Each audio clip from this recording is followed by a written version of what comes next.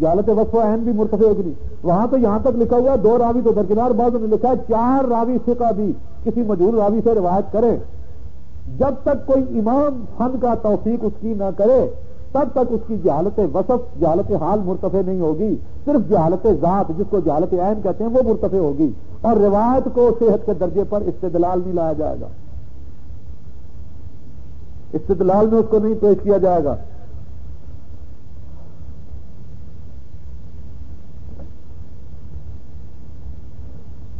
بن حمد العارج مجہول. آگے چلیے. حسن بن صباح اور ابی معاویہ اس پر ایسا شدید کلام اور جرح نہیں ہے جو روایت کو ساقط الاعتبار کر سکے. یہ اچھا حال ہے ان دونوں کا، حسن بن صباح کا بھی اور ابی معاویہ کا بھی، دونوں کو ثقہ لکھ لیجیے. اگرچہ بعضوں نے نیم سا کلام ان پر کیا ہوا ہے، معمولی سا، لیکن وہ ایسا نہیں کہ جس سے ان کی ثقافت کو ساقط الاعتبار کر دیا جائے. آگے آتے ہیں امام احمد. وہ امام ہے حدیث کے، اگرچہ ان کو بعضوں نے مدلس کہا ہے، ان کی بعض نہیں بلکہ سارے متفقہ طور پر ان کو مدلس کہتے ہیں. مدلس کا مفہوم اور بھی ہیں، مدلس کے مفہوم اور بھی اصول حدیث کے اعتبار سے، اور اس مفہوم کی ایک جز یہ بھی ہے کہ وہ بعض اوقات اپنے شیخ کو ضعیف سمجھ کر، اس کا شیخ ہے ضعیف جس سے اس نے روایت لینی ہے، وہ ہے ضعیف، اس پر کیا ہوا ہے ائمہ نے کلام، وہ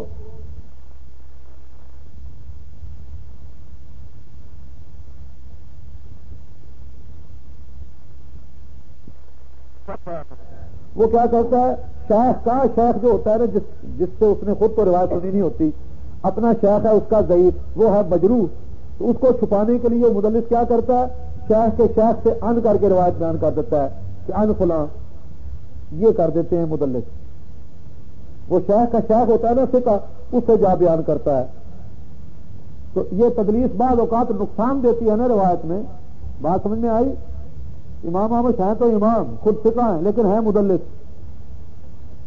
آگے آئے ابی صالح اور اعمش کے درمیان ہے انقطاع. اس روایت میں تو تدلیس ہو گئی. بات سمجھ میں آئی؟ کوئی نہیں آئی؟ ابو صالح اور اعمش کے درمیان ہے انقطاع، ایک راوی چھوٹا ہوا ہے، اللہ جانے وہ کون ہے، وہ مجہول بھی ہو گیا اور منقطع بھی روایت ہو گئی. اپنے شیخ کو ذکر نہیں کیا، ابو صالح کو جا ذکر کیا. اچھا بات، ابو صالح لے لو، جیسے بعض کہتے ہیں کہ نہیں یہ ابو صالح کا کچھ نہ کچھ لقاء ثابت ہو سکتی ہے، کھینچ تان کر امام احمد سے ابو صالح کا لقاء ثابت ہو سکتا ہے، سماع ہو نہ ہو، وہ بھی کھینچ تان کر، صحیح تو ہے انقطاع، لیکن کھینچ تان کر لقاء ثابت بھی کریں تو خود ابو صالح کون ہے؟ ابن حجر جیسا شخص جنہوں نے اللہ جانے کس خیال سے اسی روایت کی فتح الباری میں اس کی تفصیل کچھ کر دی ہوئی ہے نہ، اس میں القول البدی علامہ سخاوی جو شاگرد ہیں ابن حجر کے، علامہ سخاوی شاگرد ہیں علامہ ابن حجر کے، تو علامہ سخاوی کہتے ہیں کہ ابن حجر نے اس کو جید کہا ہے. پوری صحیح 16 میں وہ بھی نہیں کہہ سکے، اس کو پتا ہوتا ہے نا روایت کا کیا حال ہے. علامہ ابن حجر شافعی نے اس کو جید کہا ہے، لیکن علامہ ابن قیم رحمۃ اللہ علیہ، علامہ ابن قیم جو ابن حجر سے بڑے ہیں اور پہلے ہیں، جید القول البدی میں، القول البدی عین کے ساتھ، القول البدی اخیر میں عین، مت القول البدی لکھ لو، یہ نہ لکھ کدھر، القول البدی. اس میں علامہ سخاوی جو شاگرد ابن حجر کے، انہوں نے اپنے استاد اپنے شیخ ابن حجر کا قول نقل کیا ہے کہ ابن حجر نے کہا کہ سند اس کی جید ہے، لیکن ساتھ ہی ابن قیم کا قول بھی نقل کر دیا ہے کہ علامہ ابن قیم رحمۃ اللہ علیہ جو ابن حجر سے پہلے ہوئے اور بڑے ہوئے، ان سے انہوں نے کیا کہا ہے، ابن قیم نے انہوں نے کہا ہے سندہ غریب. اور میں ساتھ گزارش کرتا ہوں کہ علامہ سخاوی نے صرف کہا ہے نا کہ قال ابن قیم سندہ غریب، میں کہتا ہوں نہیں، صرف غریب نہیں کہا بلکہ ابن قیم نے کہا غریب جدن. صرف غریب کہنے میں اور غریب جدن کہنے میں تو محدثین کے نزدیک آسمان و زمین کا فرق ہے، لیکن سخاوی تھے نا، اپنے مذہب کی بھی کچھ داڑھ کرنی تھی نا، اس لیے ابن قیم کا پورا قول بھی نقل نہیں کیا ہے، تو وہ بزرگ رحمت اللہ تعالی علیہ، لیکن ابن قیم کا آدھا قول نقل کیا ہے کہ سندو غریبن، صرف کہہ دیا کہ قال ابن قیم سندو غریبن و قال شیخنا افادہ شیخنا سندو جیدن. پوری بات یہی تھی نا کہ ابن قیم نے کہا سندہ غریبن جدن، اور کہاں کہا ابن قیم نے؟ انہوں نے تو حوالہ نہیں لکھا، میں حوالہ بھی ساتھ دے دیتا ہوں. جلاء الافہام، جلاء الافہام ابن قیم رحمۃ اللہ علیہ کی، اس میں صاف موجود ہے کہ سندہ غریبن جدن. صرف میں تو نہیں نہ کہہ رہا غریبن جدن، ابن قیم جیسی شخصی کہہ رہی ہے جو ابن حجر سے بہت بڑا ہے. اور پہلے ہے جلاء الافہام شیخ والی روایت کو، اسی ابو شیخ والی روایت انہوں نے کہا ہے غریبن جدن. صرف غریبن کہنے میں اور غریبن جدن کہنے میں محدثین کے نزدیک آسمان زمین کا فرق ہو جاتا ہے. اچھا جی، تو ابو صالح کون ہے؟ وہی ابن حجر جو جید کہنے والے، اسی ابن حجر کا صاف تہذیب التہذیب، ان کی ہے نا اسماء الرجال کی کتاب تہذیب التہذیب، اس میں صاف موجود ہے ان کا قول. ابو صالح ان ابی ہریرہ، یہی ابو صالح جو میں نے سند میں لکھایا ابی صالح ان ابی ہریرہ، وہ کیوں ان ابی ہریرہ لکھا؟ ابی صالح ان ابی ہریرہ ضعیف. ابی صالح ان ابی ہریرہ، جو ابو ہریرہ سے ابو صالح روایت کرتا ہے نا، وہ ابو صالح جو ابی ہریرہ سے روایت کرتا ہے. کیوں؟ ابو صالح اور بھی ہے نا، ایک ابو صالح ام ہانی سے روایت کرتا ہے، ایک ابو صالح ام سلمہ سے روایت کرتا ہے، ایک ابی صالح ابن عباس سے روایت کرتا ہے. بات سمجھ میں آئی؟ ان کا حال اور قسم کا ہے. جو ابی صالح ابی ہریرہ سے روایت کرتا ہے، اس لیے وہ فرماتے ہیں ابی صالح ان ابی ہریرہ ضعیف، جس کا ایک راوی مجہول، ایک راوی ضعیف، اور ضعیف راوی اور آگے آمش کے درمیان شک ہو، وہ انقطاع کا بھی تدلیس کا بھی. اور ابن قیم بھی اس کو ممکن ہے اسی بنا پر کہہ دیتے ہوں سند غریب جدن. اس روایت کو کہہ دیا جائے کہ یہ صحیح ہے اور تمام راوی اس کے ثقہ ہیں، آپ خود ایمانداری سے بتاؤ یہ پھر اپنے مسئلے کے لیے ضد نہیں تو کیا ہے؟ یہ ہے اس سند کا حال جس سند کو وہ کہتے ہیں صحیح ہے. یہ ایک سند. دوسری کو تو وہ بھی مانتے ہیں کذاب راوی. پہلے اس کو پیش کرتے تھے جب وہ منتیں کر کر کے بات کہی، سامنے تو بات کرتے نہیں، بس پیچھے پیچھے گالیاں دیتے رہتے ہیں. شرطیں طے کر کے لکھ کر بھی نہیں آئے. پچھلی جنوری، گزشتہ جنوری شرائط نامہ طے ہو گیا تھا، میرے اور مولانا کے دستخط اس پر موجود، مولانا محمد علی اور مولانا لال حسین اختر دونوں کے دستخط ان کے بھی موجود، چاروں آدمیوں کے دستخط موجود، 3 اس کی کاپیاں، ایک کاپی ان کے پاس، ایک کاپی ہمارے پاس، ایک دونوں سالسوں کے پاس. اور 17 تاریخ مقرر ہوئی، 17-18 جنوری، گزشتہ جنوری. یہ جو جنوری گزری یہ نہیں، اس سے پہلی جنوری سال ہو گیا پورا، اوپر کچھ دن ہو گئے. 5 جنوری طے ہوا اور 17-18 مقرر ہوا، آگے سکھر مقام طے ہوا. میں اور مولانا تو وہاں پہنچ گئے تھے الحمدللہ، اللہ تعالیٰ کے فضل و رحمت سے. 16 تاریخ ہی ہم تو پہنچ گئے تھے. یہ مہربان نہ 16 نہ 17 نہ 18 نہ 19 نہ 20 نہ 21 نہ 30. اور تار بھیج دیا سالسوں کو، مولانا شیام الحق کو تار بھیج دیا کہ میں ضمانت کرا رہا ہوں اپنی، مولانا محمد علی صاحب نے. تو ہم نے فون کیا، ٹیلی فون کیا مولانا شیام الحق کو کہ مہربانی فرمائیں، آپ بھی نہیں تشریف لائے، وہ بھی نہیں آئے، اور آپ خالص سے آپ بھی نہیں آئے. انہوں نے کہا بھائی ہمارا آنے کا کیا فائدہ، ان کا تار مولانا محمد علی کا مجھے آ گیا ہے کہ میں نہیں آ سکتا، میں ضمانت کرا رہا ہوں کہ کیا قصہ ہے. تو میں نے کہا جی وہ اکیلے تو ضمانت کرا لو، تو شرطیں طے کرنے کے لیے تو مولانا محمد علی مقرر ہوئے تھے نا، وہ شرطیں تو طے کر گئے. اب گفتگو کے وقت تو مولوی محمد علی صاحب نے گفتگو نہیں کرنی، گفتگو تو کرنی ہے خالد محمود صاحب نے، ان کے علامہ صاحب نے کرنی ہے گفتگو، اور مولانا لال حسین اختر نے کرنی ہے، مولانا خیر محمد صاحب نے شامل ہونا ہے اس سلسلے میں. وہ تو سارے موجود ہیں، ان کی سب کی تو ضمانتیں نہیں ہیں کہیں. جنہوں نے گفتگو کرنی ہے وہ تو اچھے بھلے ہیں موجود، کیوں نہیں آئے؟ انہوں نے کہا بھائی اس راز کو تو میں نہیں جانتا کہ اصل راز ان کا کیا ہے، مجھے تو یہ تار آیا کہ میں نہیں آ سکتا، میں کیا کروں، ہمارے آنے کا کیا فائدہ. پھر بات تو ان کی مولانا شیام الحق کی صحیح تھی نا، کہ دوسرا فریق ہی نہ ہے وہ تار دے دے ہم نہیں آ سکتے، تو صرف ایک فریق کو آ کر کیا فیصلہ سنائے.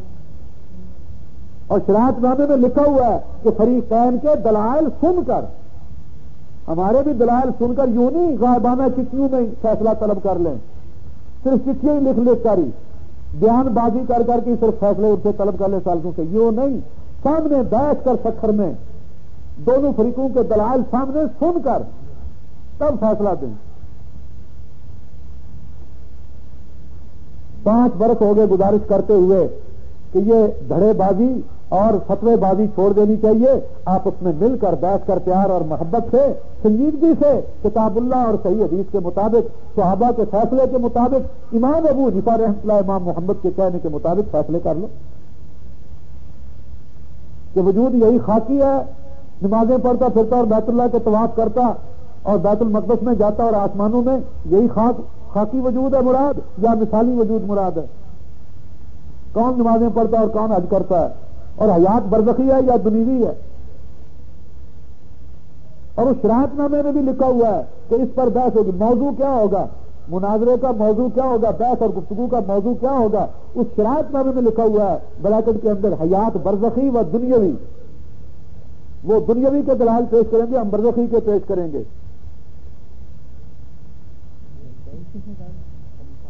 ابو صالح تہذیب التہذیب ابن حجر نے لکھا ہوا ہے، یہ ان کا اپنی طرف سے ضعیف نہیں، انہوں نے تو پہلے اماموں کے قول کے مطابق لکھنا ہے نا، جو ائمہ جرا تعدیل ہے، جو امام جرا تعدیل میں نے نام لکھوائے ہیں ان کی طرف سے کہنا چاہیے، اپنی طرف سے نہیں کہہ سکتے ابن حجر اس کو، کسی کو نہ ثقہ نہ کسی کو ضعیف، نہ وہ امام ہے جرا تعدیل کے، جو امام ہے پیچھے جرا تعدیل کے، یہ ان کا کام ہے۔ اس کو تو کھینچ تین کا ثابت کیا بعضوں نے اس ابو صالح کے ساتھ، ورنہ تحقیق یہ ہے کہ ابو صالح اور اعمش کے درمیان سماع ثابت ہی نہیں کر سکتے۔ تو اگر فرض کر لو کھینچ تان کر بھی لے تو پھر بھی کیا فائدہ ہے؟ تو وہ ضعیف، ابو صالح ہے تو ضعیف نا۔ پہلا راوی جو ہے عبد الرحمن بن احمد العارج وہ خیر سے مجہول، آخری راوی ابو صالح وہ خیر سے ضعیف، درمیان میں ایک راوی وہ مدلس۔ اللہ، یہ ہے وہ رواج جس پر ان کو ناز ہے صحیح کہنے کا اور ابن حجر کے قول کے مطابق جید کہنے کا، اور ساتھ ابن قیم کا بھی دیکھ لیا ہوتا۔ ایک دفعے ایک مولانا اور ہیں، بزرگ ہیں وہ، میں تو سب کو بزرگ ہی اپنا سمجھتا ہوں، میرے لیے تو سارے قابل احترام ہیں، وہ بزرگ مولانا مجھے فرمانے لگے، چنانچہ ان کی چٹھی بھی میرے پاس، خط بھی میرے پاس موجود ہے کہ وہ ہاں ابن قیم نے ان کو غریبن لکھا ہے۔ مجھے جو ملے میں نے کہا جی وہ صرف غریبن ہی اس نے لکھا ہے؟ غریب تو صحیح بھی بن سکتی ہے نا، تو صرف غریبن لکھا ہے یا کچھ اور بھی لکھا ہے؟ نہیں، صرف غریبن لکھا ہے۔ میں نے کہا جی آپ نے اصل کتاب ابن قیم کی پڑھی ہے یا صرف علامہ سخاوی کا حوالہ پڑھ لیا القول البدیع میں؟ کہ نہیں، میں نے القول البدیع میں پڑھا، جلال الافہام میں بھی پڑھا ہے۔ میں نے کہا جی پھر آپ غلط بیانی سے کام لیتے ہیں، آپ نے چٹھی میں بھی غلط لکھا ہے، وہاں صرف غریبن نہیں لکھا، وہاں غریبن جدن لکھا ہوا ہے جلال الافہام میں۔ پھر بھی ضد کرنے لگے کہ نہیں، میں نے کہا چلیے میں ساتھ آپ کے چلتا ہوں نا آپ کے ڈیرے پر، وہ نکالیے جلال الافہام، میرے پاس تو ہے نا موجود گھر، یا میرے پاس گجرات چلیے، میں تو لایا ہوں مصر کی چھپی ہوئی، اور آپ کے پاس ہوگی بھی ہندوستان کی چھپی، چلو اسی میں دیکھ لیں کہ اچھا پھر کوئی موقع آئے گا۔ چلتے ہی نہیں، بڑے سے لے کر چھوٹا نہیں چلتا اس معاملے میں ہیرا پھیری کرنے کی۔ حیرانگی کی بات، یہ آج کل یہ تماشا چلا ہوا ہے۔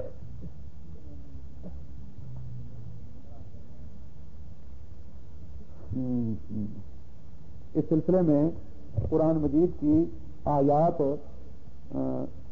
بھی ساتھ مد نظر ہمیشہ رکھا کیجیے۔ سب سے پہلے اللہ کی کتاب ہے، ہم حنفی کہلاتے ہیں اپنے آپ کو، حضرت امام اعظم رحمۃ اللہ علیہ کو مانتے ہیں کہ انہوں نے کتاب اللہ اور حدیث صحیح کو جو مفہوم پیش کیا ہے دیانت امانت کے ساتھ الحمدللہ ہم اس کو مانتے ہیں۔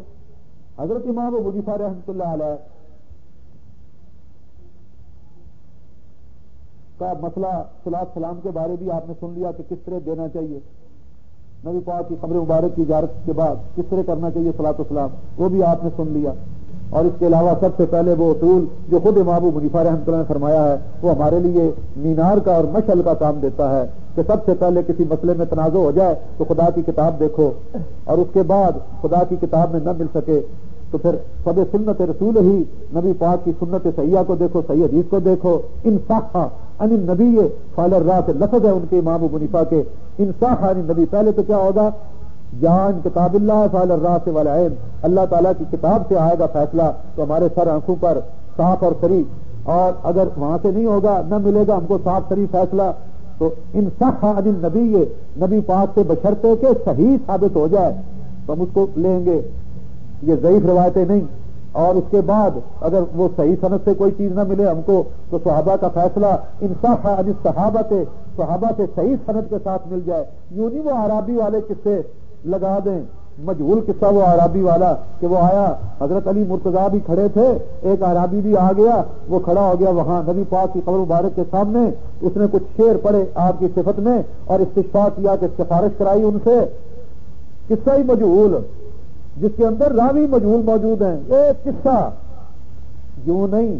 ان صح عن الصحابۃ کسی صحابی سے صحیح سند کے ساتھ ثابت ہو جائے تو فعل الراسخ العین. اور فرماتے ہیں اگر ان کے بعد کوئی اور کہے گا, امام ابو جفا کے متعلق کیونکہ بعض لوگوں نے لکھا ہے کہ وہ تابعی تھے, فرماتے ہیں اگر بعد کے لوگ کہیں گے ہم رجال نحن رجال, وہ بھی آدمی ہم بھی آدمی ہیں, وہ بھی سوچیں اپنے قیاس کو, ہم بھی سوچیں گے.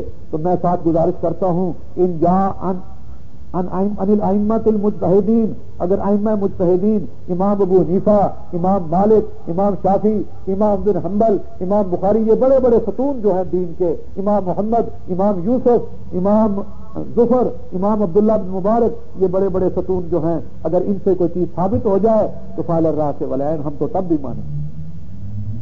متقدمین سے ثابت ہو. باقی متاخرین کا قصہ, متاخرین کے تو اپنے آپس میں اختلافات اتنے ہیں جو نمٹ نہیں سکتے, اس لیے متاخرین سے تو معافی چاہتے ہیں, کریں گے ان کا ادب متاخرین کا, ہم سے بہتر ہیں, ہم ان کا ادب و احترام کریں گے, لیکن یہ مسئلہ کہیں نہیں ہے کہ متاخرین کی بھی ہر بات آگے قبول کرتے جاؤ. ان کا احترام تو کرو, رحمت اللہ علیہ کہ وہ مستحق ہیں, نیک نیت سے زیادہ ہم سے, علم والے سے زیادہ ہم سے, لیکن متاخرین کے آپس کے ایسے اختلافات ہیں کہ ان میں کسی ایک طرف ہی گنجائش ہو سکتی ہے, سب طرف نہیں.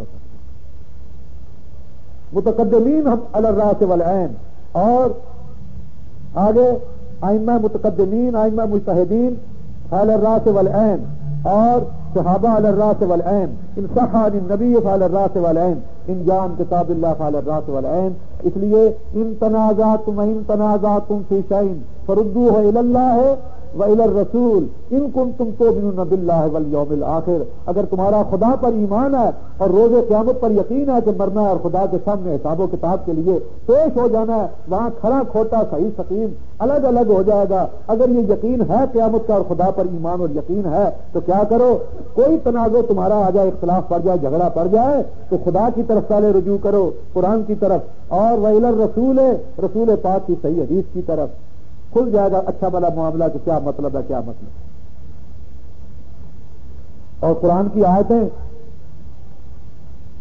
وہ آپ کو ویسے میں زبانی پڑھ دیتا ہوں 2-4, باقی بہت سی ہیں لیکن 2-4 کافی. ایک تو یہی جو پڑھی تھی خطبے کے بعد, انک میت وانہم میتون ثم انکم یوم القیامۃ عند ربکم تختصمون, یا وہ دوسری پڑھی تھی جو فتبارک اللہ وَلَقَدْ خَلَقْنَا الْإِنسَانَ سے لے کر فتبارک اللہ احسن الخالقین اور آگے ساتھ ہی ثم انکم بعد ذلک لمیتون ثم انکم یوم القیامۃ تبعثون. اور اسی طرح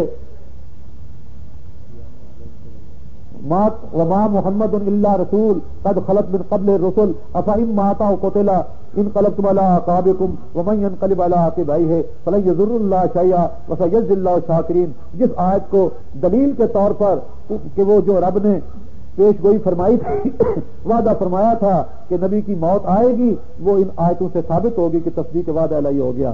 اور ایک اور آیت بھی خیال میں رکھا کیجیے, وما جعلنا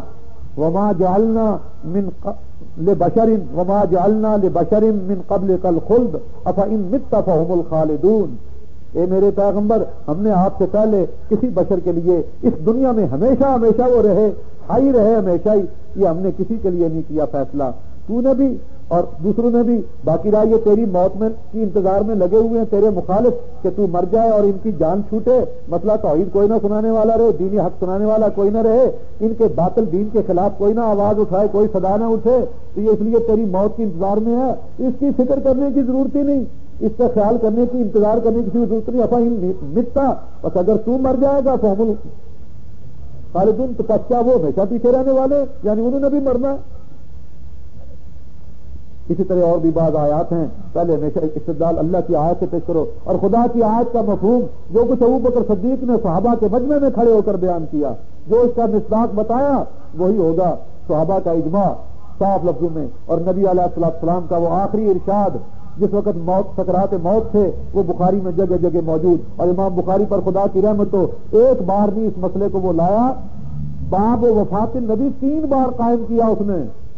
حالانکہ امام بخاری کی یوں عادت نہیں، امام بخاری رحمۃ اللہ علیہ کی یہ عادت تو ہے، امام بخاری دیکھو نقطے کی بات، امام بخاری رحمۃ اللہ علیہ کی یہ عادت تو ہے کہ ایک حدیث کو کئی باب کے ماتحت تو لے آتے ہیں کہ باب تو مختلف ہوں، حدیث وہ ایک ہی لائیں، اس سے انہوں نے استنباط کرنے ہوتے ہیں نا، مختلف مسائل اجتہاد کرنا ہوتا ہے، انہوں نے استنباط کرنا ہوتا ہے، تو ایک روایت کو، ایک حدیث مبارک کو مختلف بابوں کے ماتحت، تراجم باب کے ماتحت لاتے ہیں کہ ترجمۃ الباب ایک باندھا، حدیث وہی لے آئے، دوسرا ترجمۃ الباب باندھا، حدیث وہی لے آئے، کوئی تیسرا اور ترجمۃ الباب باندھا اور حدیث پھر وہی لے آئے، تاکہ اس حدیث کے 3 مسئلے ثابت ہوتے ہیں تو تینوں جگہ مختلف مختلف روایت کو بار بار لے آئیں گے، لیکن باب الگ الگ باندھیں گے۔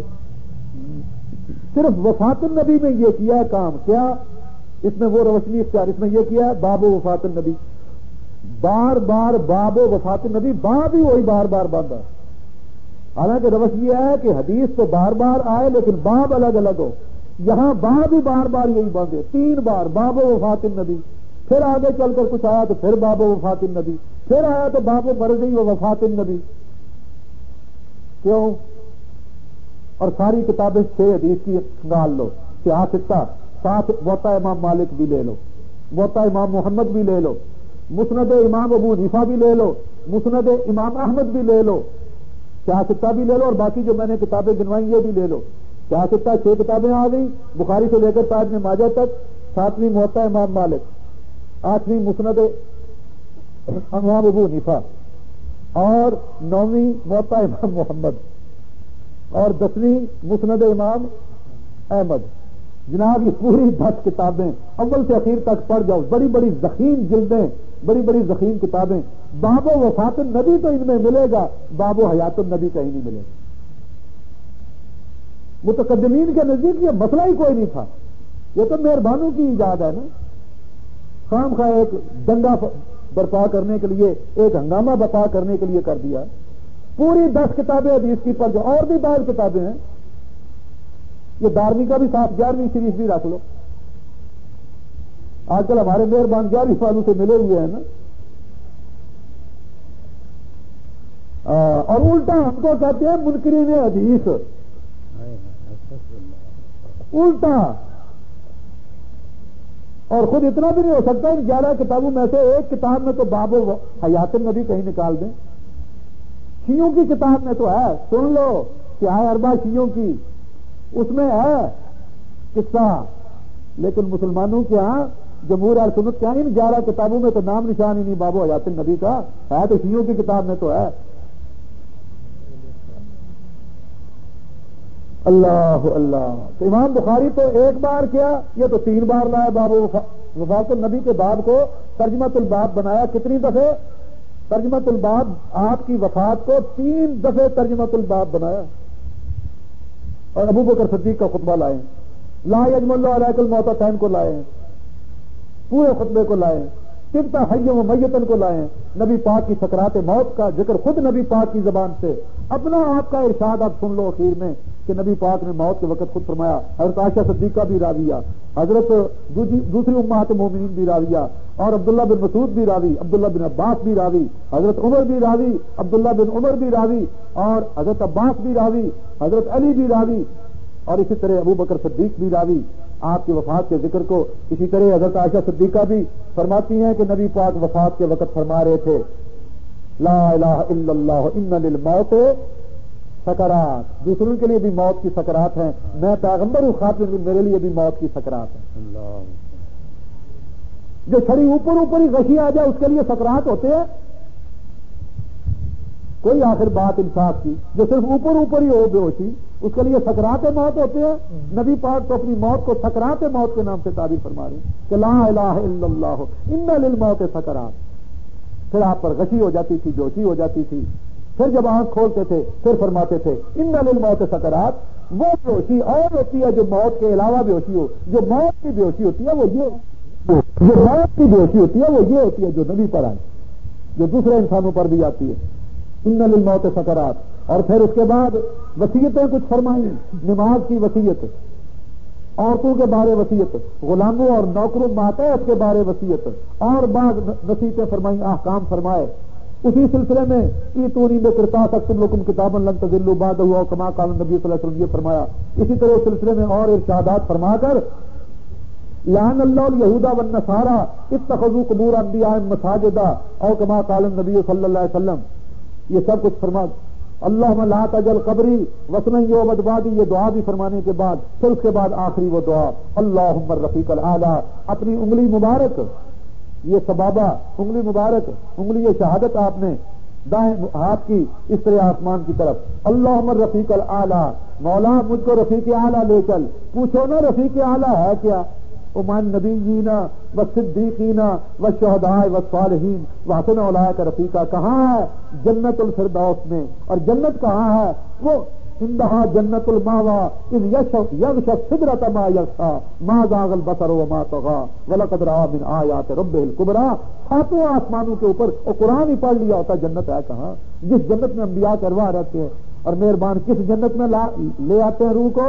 یہ روضۃ من ریاض الجنہ جو قبر مبارک کے پاس۔ آپ نے کس جنت میں فرمایا اور یہ کس جنت میں لے آتے ہیں؟ حالانکہ ہر مومن کی قبر کے متعلق آپ نے فرمایا کہ روضۃ من ریاض الجنہ اور حفرۃ من حفر النار، کہ ہر مومن کی قبر اور ہر کافر کی قبر یا دوزخ کے گڑھوں میں سے گڑھا بنے گی، اور یا جنت کے باغوں میں سے باغ بنے گی، اور اپنی قبر مبارک کے ساتھ کا سارا حلقہ، دوسروں کی تو صرف قبر کو جنت کے لفظ سے تعبیر فرمایا روضۃ من ریاض الجنہ کو، اور اپنی قبر مبارک سے لے کر جہاں حجرہ تھا عائشہ صدیقہ کا، ماں بین بیتی و منبری، وہ تو اور زمین کو بھی ملا کر فرمایا، بڑی کافی زمین کو ملا کر فرمایا روضۃ من ریاض الجنہ۔ تو اس جنت میں، جنت الفردوس میں، اور جنت الفردوس ہے کہاں؟ وسط جنت سے شروع ہوتا ہے، وسط جنت سے شروع ہوتا ہے، بخاری میں موجود ہے، وسط جنت سے شروع ہوتا ہے، اور جنت الفردوس کا اوپر کا چھت وہ کہاں ملتا ہے؟ عرش ربانی کے ساتھ۔ تو جنت کے اعلیٰ مقام پر انبیاء کی ارواح طیبہ ہوتی ہیں، اور ہمارے سید الانبیاء کو تو وہ حیات، اس موت کے بعد وہ حیاتی اعلیٰ جنت کی سب سے اعلیٰ نصیب ہے۔ انبیاء کے نیچے پھر صدیقین و شہداء ہیں، ان سے نیچے باقی صالحین ہیں۔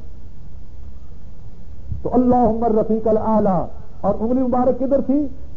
سوچئے یوں تھی، اپنے حجرے کی طرف تھی اللہم الرفیق الاعلی، یہ تو قبر میں کی انگلی مبارک، جہاں قبر مبارک بننی تھی زمین کی طرف، یا اوپر کی ہے؟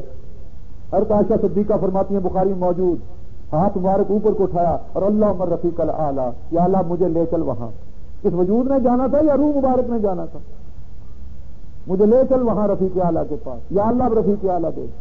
حضرت عائشہ صدیقہ فرماتی ہیں، میں سمجھ گئی کہ وہ جو نبی پاک فرمایا کرتے تھے صلی اللہ علیہ وسلم، نبی کریم صلی اللہ علیہ وسلم جو فرمایا کرتے تھے کہ پیغمبر کو موت کے وقت یہ پوچھا جاتا ہے، یہ کہہ دیا جاتا ہے اللہ تعالیٰ کی طرف سے، اسے یہ ارشاد فرمایا جاتا ہے کہ اگر تو نے کچھ اور مدت رہنا پسند کرے دنیا میں، سنو دنیاوی حیات والو، دنیا میں رہنا اور پسند کرے تو تیری حیاتی دنیا کی اور بڑھا دی جائے، اور اگر تو آخرت کو پسند کرتا ہے تو یہ دنیا ختم کی جائے اور آخرت کی طرف بڑھ۔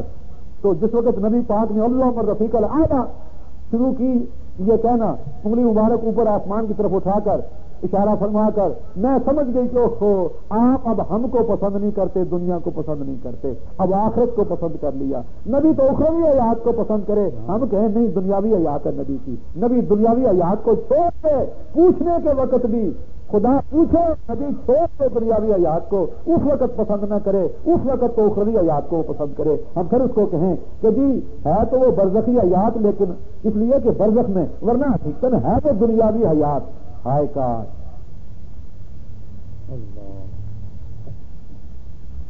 تو قرآن مجید کی آیات، نبی علیہ السلام کے اپنے ارشادات مبارکہ، اور وفات کے وقت کے، اور وصایا اور دعائیں، اور اس کے بعد خود عائشہ صدیقہ کا، حضرت علی مرتضیٰ کا، عبداللہ بن عباس کا، عبداللہ بن مسعود کا، عبداللہ بن عمر کا، خود حضرت عمر کا، اور حضرت ابوبکر صدیق کا، یہ سارا قصہ آپ کی وفات کے بعد پھر اختلاف والا قصہ، حضرت عمر اور ابوبکر صدیق کا اختلاف، اسی مسئلے میں سب سے پہلا اختلاف نبی پاک کی وفات کے وقت موت اور حیات کا ہوا، اور پھر اسی وقت اجماع بھی ہو گیا تمام صحابہ و اہل بیت کا نبی پاک کی وفات کا۔ کیوں؟ کس کے مطابق ہوا؟ خدا کے قرآن کے مطابق۔ اختلاف پڑ گیا تھا نا، کہاں سے فیصلہ لیا؟ وہی جو قرآن کا حکم تھا، وَإِن تَنَازَعْتُمْ فِي شَيْءٍ فَرُدُّوهُ إِلَى اللَّهِ وَإِلَى الرَّسُولِ إِن كُنتُمْ تُؤْمِنُونَ بِاللَّهِ وَالْيَوْمِ الْآخِرِ۔ اگر خدا پر ایمان ہے، روز آخرت پر ایمان ہے، تو تنازع پڑ جائے تو کیا کرو؟ قرآن سے اور خدا کے پیارے پیغمبر سے چلو۔ تو خدا کے قرآن سے کیا فیصلہ نہیں لیا ابو بکر صدیق نے؟ اور سب نے اس کو قبول کیا۔ انہوں نے تو قرآن سن کر